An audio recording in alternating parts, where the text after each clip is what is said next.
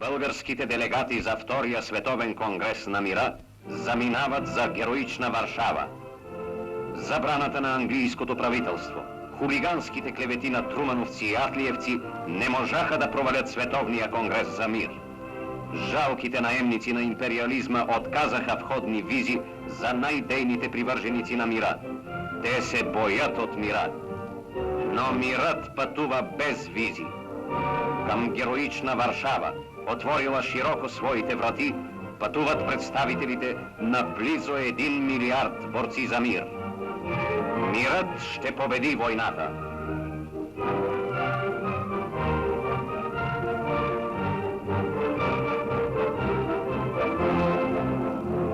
На добър час, пратеници на мира!